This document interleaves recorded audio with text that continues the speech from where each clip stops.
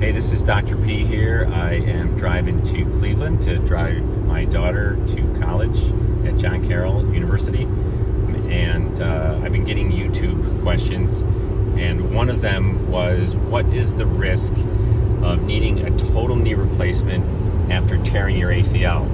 And I don't think we 100% definitively know that exact question, but we do know that some studies have shown that after an ACL reconstruction or ACL surgery, more than 50% of people ended up going on to need a knee replacement. We also know that in another study that 75% of patients who had an ACL injury ended up going on to have arthritis 10 to 15 years later, and many of those people end up going on to have knee replacement.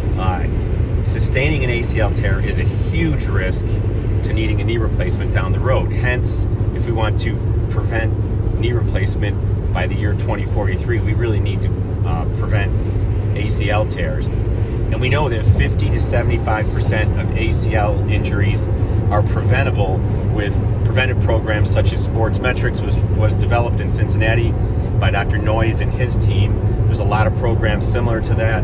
We've been doing the Sports Metrics program for probably 15 years.